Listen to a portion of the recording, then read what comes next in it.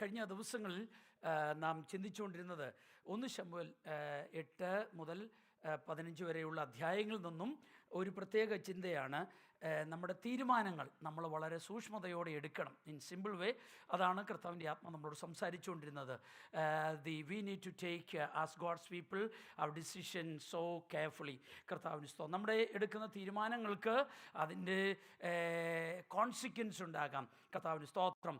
നമ്മൾ എടുക്കുന്നത് ചെറുതും വലുതുമായ തീരുമാനങ്ങളുണ്ട്. അതിൽ ചില തീരുമാനങ്ങൾക്ക് വലിയ ദൂരവ്യാപകമായ ഫലമുണ്ടാക്കാം, ചിലതിന് ചെറിയ ഇമ്പാക്റ്റ് ഉണ്ടാക്കാം. അതുകൊണ്ട് ദൈവത്തിൻ്റെ മക്കളുടെ തീരുമാനങ്ങളെല്ലാം കർത്താവിൻ്റെ സന്നിധിയിൽ വളരെ സൂക്ഷ്മതയോടെ എടുക്കുവാൻ കർത്താവിന് സ്തോത്രം. Sometimes we fail to foresee the impact of our decision. That is our problem. നമ്മളുടെ പരിമിതി, നമ്മളുടെ അറിവ് പരിമിതം ഉള്ളതുകൊണ്ട് പലപ്പോഴും നമ്മുടെ തീരുമാനങ്ങളുടെ അനന്തരഫലം എന്താണെന്ന് നമുക്ക് കാണുവാൻ കഴിയുന്നില്ല. അത് നമ്മുടെ കുഞ്ഞുങ്ങൾക്ക്, നമ്മുടെ തലമുറകൾക്ക്, പലർക്കും പല രീതിയിൽ അതിൻ്റെ ഇമ്പാക്റ്റ് നമ്മുടെ സഭയ്ക്ക് കർത്താവിന് സ്തോത്രം ഒക്കെ ഉണ്ടാകാം. കർത്താവിന് സ്തോത്രം. പലപ്പോഴും നമ്മൾ സെൽഫിഷാണ്. നമ്മുടെ ക്രിസ്ത്യ ജീവിതത്തിൽ പല വിശ്വാസികളും എടുക്കുന്ന തീരുമാനങ്ങൾ എത്രമാത്രം അത് മൊത്തം സഭയ്ക്ക് ദോഷം വരുത്തുമെന്ന് ചിന്തിക്കുന്നില്ല. അത് നിമിത്തം ആ തീരുമാനം എടുക്കുന്നത് ഞാൻ മിടുക്കനാണ്, എനിക്ക് തീരുമാനം എടുക്കാം, പക്ഷേ അത് നിമിത്തം ദൈവനാമം സഭയ്ക്ക് ദോഷം വരുന്നു, ദൈവനാമത്തിന് അത് നമ്മൾ പലപ്പോഴും ചിന്തിക്കുന്നില്ല. നമ്മൾ പലപ്പോഴും തീരുമാനങ്ങളിൽ വിശ്വാസികളെന്ന് പറയുന്ന നമ്മൾ പോലും സ്വാർത്ഥരായി മാറുകയാണ്. നമ്മുടെ അതിലേക്ക് മാത്രം നമ്മൾ ഒതുങ്ങുന്നു. കർത്താവിന് many times we just think about, we become so selfish when come to decision. So but we are God's people, we need to understand we are accountable before God.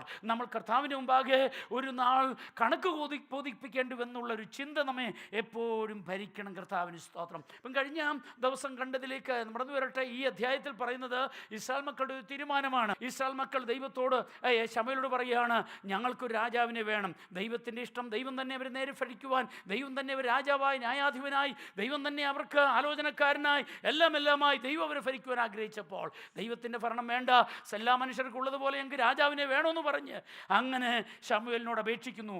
അവിടെ ദൈവത്തിന് അത് അനിഷ്ടമായി, ദൈവത്തിന് ഇഷ്ടമല്ലാത്തതായിരുന്നു. എങ്കിലും നമ്മൾ കണ്ടത് ദൈവം അത് അനുവദിച്ചു. even though it was not God's will, God allowed. കർത്താവ് സ്തോത്രം. ദൈവത്തിൻ്റെ അപ്രോച്ച് അതാണ്. Listen me, God allowed sometimes our decision. കർത്താവിന് സ്തോത്രം. but God is displeased with that.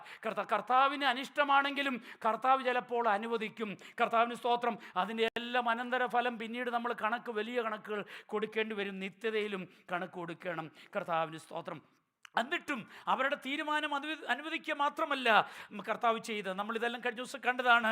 കർത്താവ് he choose the best candidate for them. അവർക്ക് വേണ്ടി അന്ന് ഉള്ള ഇസ്രായേൽ മക്കളുടെ ഏറ്റവും നല്ലൊരു കാൻഡിഡേറ്റ് നമ്മളതിനെക്കുറിച്ച് കണ്ടു.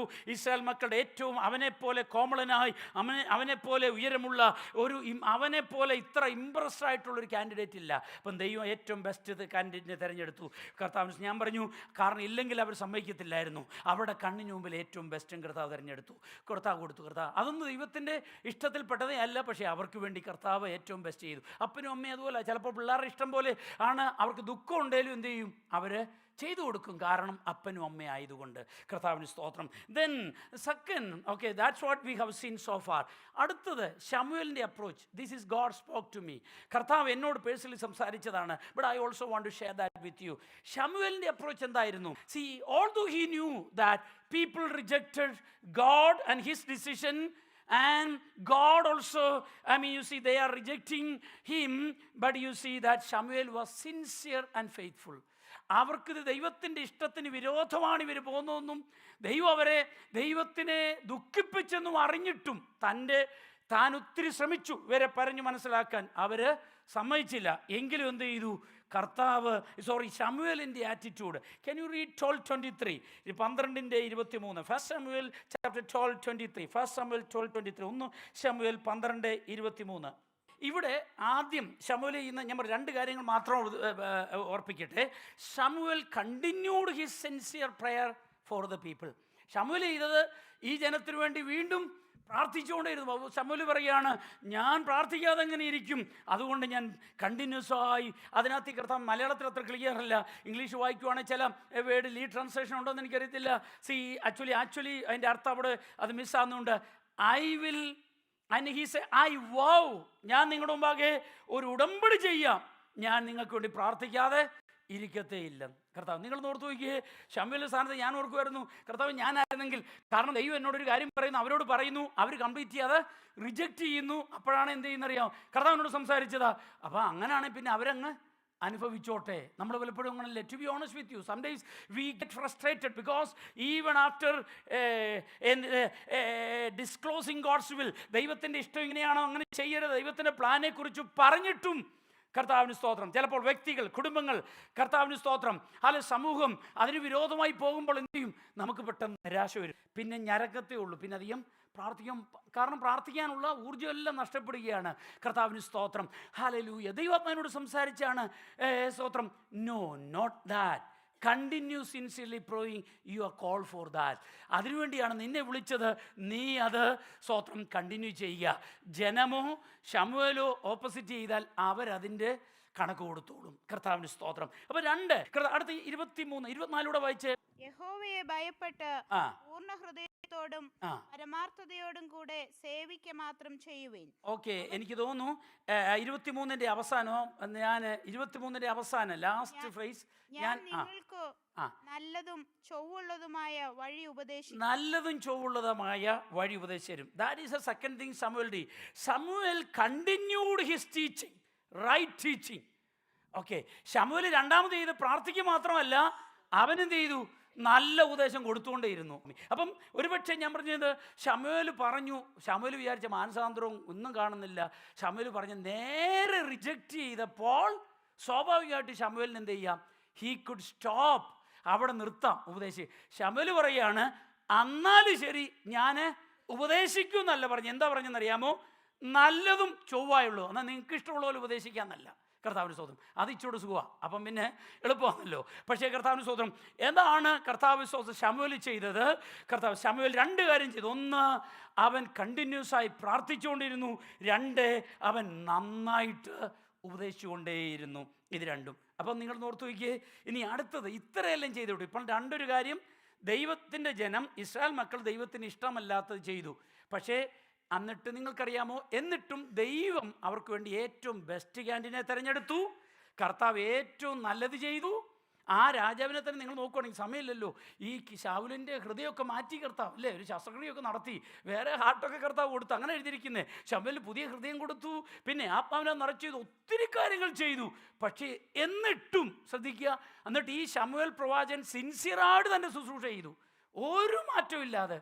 പക്ഷേ ഇത്രയും ചെയ്തിട്ടും എന്ത് ചെയ്യുന്നറിയാമോ, they face had the impact of the decision.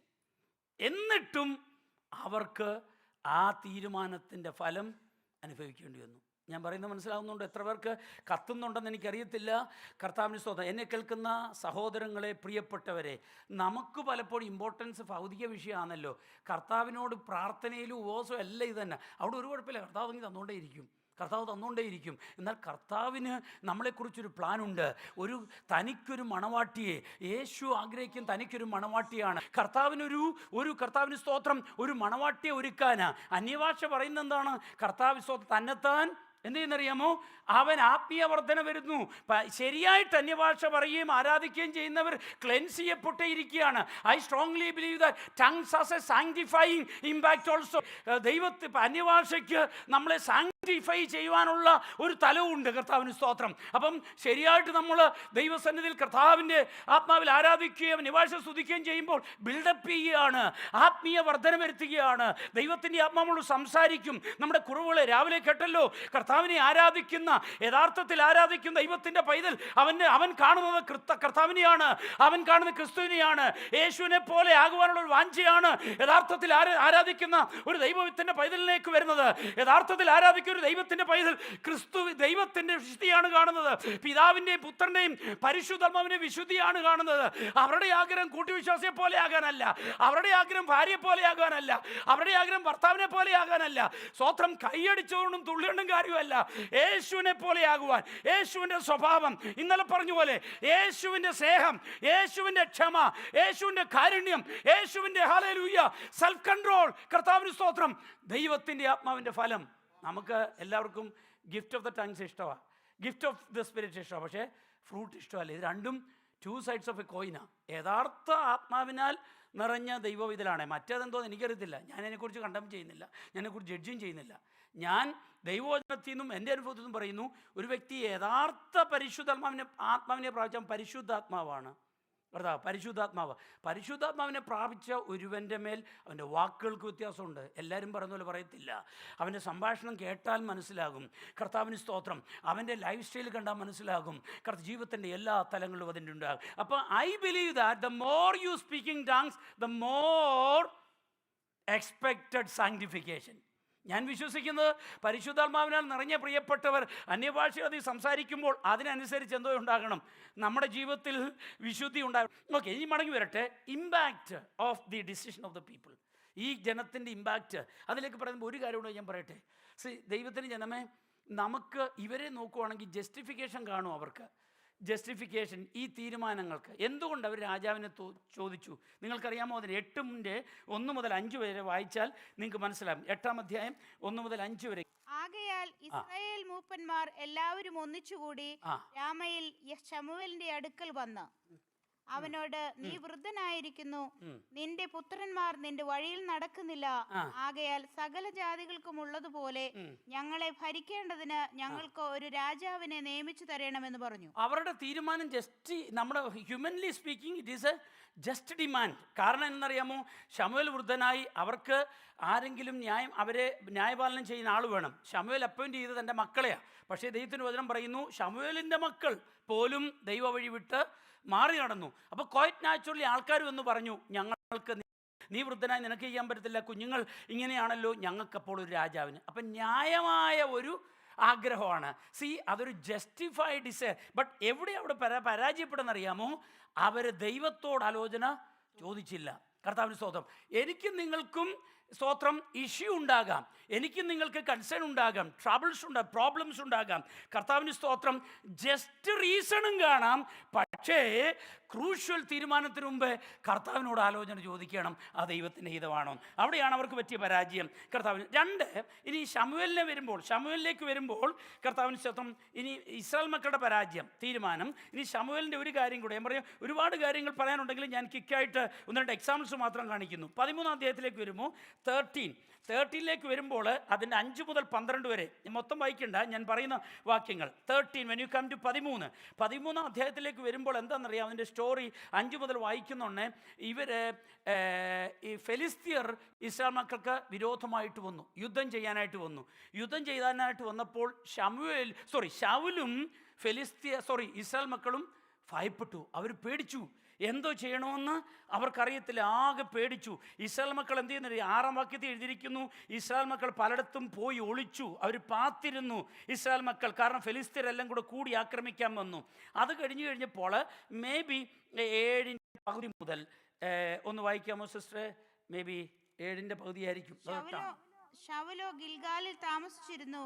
ജനമെല്ലാം പേടിച്ചും കൊണ്ട് അവന്റെ പിന്നാലെ ചെന്നു. വായിച്ചോ. ശമൂവേൽ നിശ്ചയിച്ചിരുന്ന അവധി അനുസരിച്ച് അവൻ 7 ദിവസം കാത്തിരുന്നുവെങ്കിലും ശമൂവേൽ ഗിൽഗാലിൽ എത്തിയില്ല.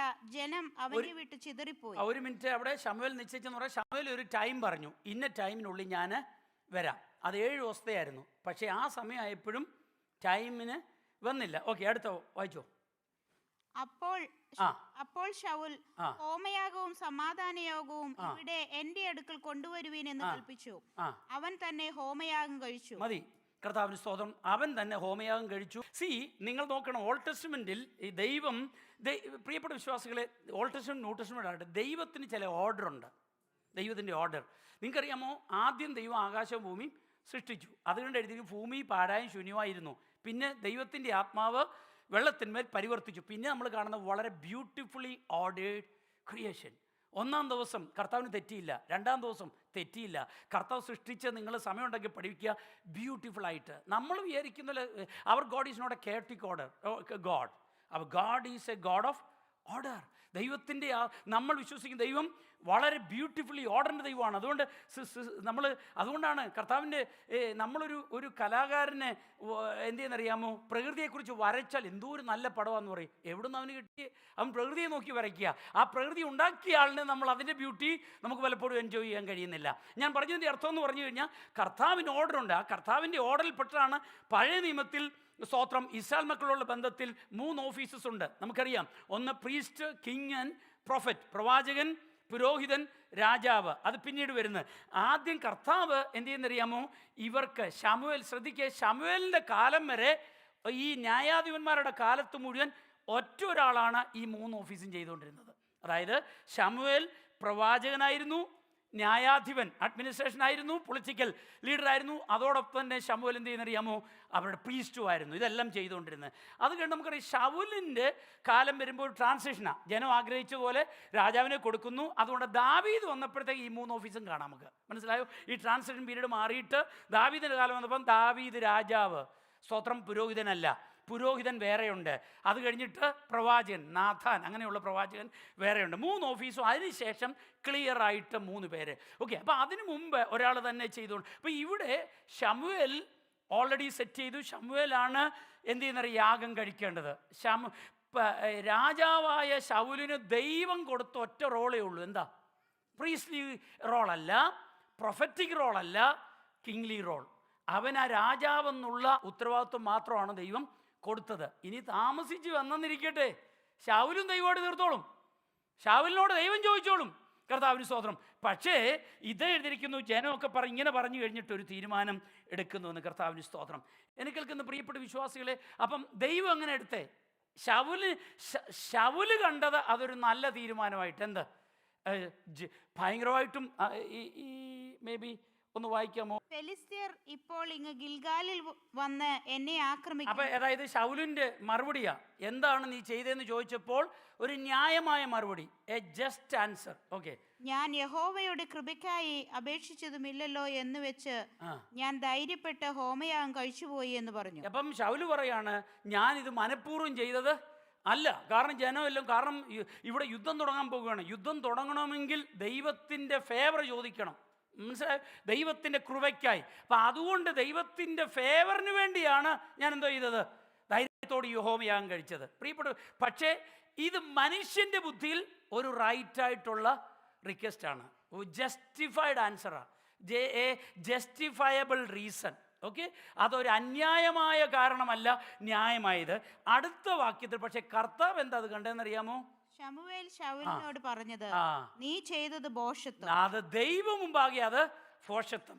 Listen me, you God's people, we may have the best answer, we may have a justifiable reason and we may have genuine reason, but that is not equal to God's plan. That is not equal to God's voice. That is not equal to God's will. However justifiable, genuine it may be, a child of God has to take decision in line with God's plan. ദൈവത്തിൻ്റെ, എനിക്കും നിങ്ങൾക്കും ബുദ്ധിപരമായി ലോകത്തിൽ ആരോട് ചോദിച്ചാലും നീ എടുത്ത നല്ല തീരുമാനം, അതിനൊക്കെ ജസ്റ്റിഫിക്കേഷൻ ഉണ്ട്, ജെനുവിനാണ്. പക്ഷേ ദൈവം അതിനെ കണ്ടത് ഭോഷത്വമായിട്ട്. അപ്പം ദൈവം എങ്ങനെയാണ് നമ്മുടെ തീരുമാനങ്ങളെ കാണുന്നത്, നമ്മുടെ വിഷയങ്ങളെ കാണുന്നത്, ദൈവത്തിൻ്റെ പ്ലാൻ ഏതാണ്, ഇത് നമ്മൾ തിരിച്ചറിഞ്ഞില്ലെങ്കിൽ നമ്മുടെ ബെസ്റ്റ് ഡിസിഷനും എന്തായി മാറാം, ദൈവം ബാകെ ഫൂളിഷ്നെസ് ആയിട്ട് മാറാം. അതുകൊണ്ടാണ് പൗലോസ് പറയുന്നത്, ഫസ്റ്റ് കൊരിന്ത്യൻ എന്താണെന്നറിയാം, കൊരിന്ത്യൻസ് പറയുന്നത്, മനുഷ്യൻ്റെ ഏറ്റവും ബെസ്റ്റ് വിസ്ഡം എന്തെന്നറിയാവോ, ദൈവത്തിൻ്റെ ഏറ്റവും ചെറിയ ഭോഷത്വത്തിന് പോലും ഈക്വൽ ആകത്തില്ലെന്ന്. എന്ന് പറഞ്ഞാൽ മനുഷ്യന് ദൈവത്തിൻ്റെ വിഷ്ടത്തെ കണ്ടുപിടിക്കുവാൻ, മനസ്സിലാക്കുവാൻ കഴിയത്തില്ല. So therefore it is so important. അതുകൊണ്ട് വളരെ സസൂക്ഷ്മം ദൈവത്തിൻ്റെ ഹിതം നമ്മുടെ ജീവിതത്തിൻ്റെ ഓരോ തലങ്ങളിലും നമ്മൾ മനസ്സിലാക്കുകയും അന്വേഷിക്കുകയും അതനുസരിച്ച് സ്റ്റെപ്പ് വെക്കുകയും ചെയ്തില്ല എങ്കിൽ നാം എടുക്കുന്ന ബെസ്റ്റ് ഡിസിഷൻ ദൈവമാകെ ഭോഷത്വമായി മാറാം. ഒരുപക്ഷെ ഇന്ന് പലക്കാലം സ്തോത്രം ഞാൻ നിങ്ങൾക്ക് തന്നെ വിടുന്നു, ദൈവത്തിൻ്റെ പരിശുദ്ധാത്മാവ് നമ്മളോട് ആരോടെങ്കിലുമൊക്കെ സംസാരിക്കുന്നുണ്ടായിരിക്കാം. നമ്മുടെ സ്വന്തം ബുദ്ധി ബെസ്റ്റ്, നമ്മളൊരു പക്ഷേ ഏക്കാട്ടിലും ബുദ്ധി ഉണ്ടായിരിക്കാം. അതെല്ലാം ശരിയാണ്. കർത്താവിന് സ്തോത്രം. അതനുസരിച്ചുള്ളൊരു ദൈവം ഇതിൽ മൂവ് ചെയ്യേണ്ടത് കർത്താവിൻ്റെ ആലോചന ചോദിച്ച് കർത്താവിന് സ്തോത്രം. ഹല്ലേലൂയ. Never take a decision. ഹല്ലേലൂയ. Never take a decision without seeking God's favour. കർത്താവിന് സ്തോത്രം. സഹോദരങ്ങളെ, ദൈവത്തിൻ്റെ കൗൺസിൽ തിരയാതെ ഒരു ഇമ്പോർട്ടൻ്റ് ഡിസിഷൻസും ജീവിതത്തിൽ എടുക്കരുത്. ഇമ്പോർട്ടൻ്റ് എല്ലാ ഡിസിഷനും അങ്ങനെ എടുക്കാവൂ. പ്രത്യേകം ഞാൻ ഊന്നൽ ചെയ്ത് പറയുന്നു, ഇമ്പോർട്ടൻ്റ് ഡിസിഷൻ. കർത്താവിന് സ്തോത്രം. Listen me, God's counsel supersede any human counsel. ദൈവത്തിൻ്റെ ആലോചന, ദൈവത്തിൻ്റെ ഉപദേശം, ദൈവത്തിൻ്റെ കർത്താവ് സ്തോത്രം ഹല്ലേലൂയ ശബ്ദം ഏറ്റവും ബെസ്റ്റ് മാനുഷിക കൗൺസിൽ ഉപദേശത്തെക്കാട്ടിലും അപ്പുറമാണ്. അതുകൊണ്ട് എനിക്ക് നിങ്ങൾക്കും ഒരുപക്ഷെ ഉപദേശം തരുന്നത്, ഒരുപക്ഷെ എനിക്ക് നിങ്ങൾക്കും കർത്താവിന് സ്തോത്രം ഒരുപക്ഷെ സജഷൻ തരുന്നത്, എനിക്ക് നിങ്ങൾക്ക് ഒരുപക്ഷെ അഡ്വൈസ് തരുന്നത് ലോകത്തിലെ ഏറ്റവും നല്ല ഉപദേഷ്ടാവായിരിക്കാം. കർത്താവിന് സ്തോത്രം. നല്ല ഹല്ലേലൂയ ഒരു കൗൺസിൽ നിങ്ങൾ കിട്ടിയെന്നിരിക്കും, ഉപദേശം കിട്ടിയെന്നിരിക്കും. പക്ഷേ ദൈവത്തിൻ്റെ ആലോചന നിങ്ങളുടെ മേലുണ്ടെങ്കിൽ അതിലെല്ലാത്തിലും അതീതമാണ്. അതൊന്നും മറന്നു പോകരുത്. കർത്താവിന് സ്തോത്രം. ദൈവത്തിൻ്റെ ആത്മാവ് ദൈവവചനത്തിൽ, ഇത് ദൈവത്തിൻ്റെ ആത്മാവാണ്. ഇതിൻ്റെ ഓഥർ, ബൈബിളിൻ്റെ ഓഥർ ദൈവാത്മാവാണ്. മനുഷ്യ റൈറ്റേഴ്സ് ഉണ്ടെന്നേ ഉള്ളൂ. See, we have human writers God used to write the Bible, but the author is the Holy Spirit. If Holy Spirit says something now, do you think that he will change it? He will say the opposite? He won't say that. അപ്പോൾ അന്നേരം ഓർക്കണം, അയ്യോ ഇത് ദുരാത്മാവാണ്. അയ്യോ pastor, ഞാൻ 40 ദിവസം ഉപസിച്ചിട്ടായിരുന്നു. 40 ദിവസം ഉപസിച്ച് കഴിഞ്ഞാൽ വളരെ എളുപ്പമാണ് പിശാചിനടുത്ത് വരാൻ. അറിയാലോ, നമ്മുടെ അടുത്തല്ല, പിശാചിൻ്റെ അടുത്ത്, യേശുവിൻ്റെ അടുത്ത് പിശാചി വന്നു. 40 ദിവസം ഉപവാസം കഴിഞ്ഞപ്പോൾ ആദ്യം വന്ന് പരിശുദ്ധാത്മാവല്ല എന്ന് ഇത് ഉപദേശിച്ച് ആദ്യം ആരും ഉപദേശിച്ച് പിശാചാ. പ്രിയപ്പെട്ട വിശ്വാസികളെ തെറ്റിദ്ധരിക്കരുത്. ഉപവാസം എടുക്കുക അല്ലേ, നിങ്ങൾ വിചാരിക്കരുത് ഉപവാസം എടുത്തെന്ന് കരുതി പിശാചി വരത്തില്ലെന്ന് വിചാരിക്കരുത്. ഉപവാസം എടുക്കും, പ്രാർത്ഥിക്കും, എല്ലാം ചെയ്യും.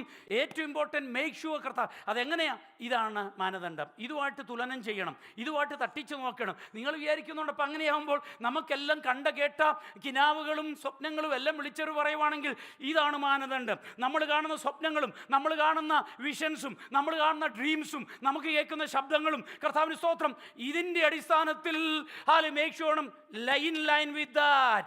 ഇതിന്ന് മാറിയാൽ അന്നേരം ശാസിക്കണം. നമ്മളോട് ഞാൻ ശാസിക്കും, നമ്മളോട് പറയുന്നെങ്കിലും ആ കറേജാ വേണ്ടിയേ. ദുഷ്ടപിശാചേ എന്നെ വിട്ടുപോകുക. ആ കരുത്തുള്ളവനാണ് യഥാർത്ഥ ആത്മീയൻ. സ്തോത്രം. ആരുടെയും കാതുകൾ മന്ത്രിക്കാം. യേശു കർത്താവിൻ്റെ കാതുകളിൽ ദുഷ്ടന് മന്ത്രിക്കാൻ കഴിയത്തില്ലെങ്കിൽ നീ ആര്? ഏത് വെല്ലുവിളിയാ? കർത്താവിന് സ്തോത്രം. അതുകൊണ്ട് check every counsel. Make sure this is God's counsel. Check in line with the scripture. കർത്താവിൻ്റെ വചനത്തിൽ പരിശോധിക്കുക, മേക്ക് ഷുവർ ചെയ്യുക. കർത്താവ് ഇത് പറഞ്ഞു, കർത്താവേ ഞാൻ ഈ ആലോചന ഏറ്റെടുക്കുന്നു.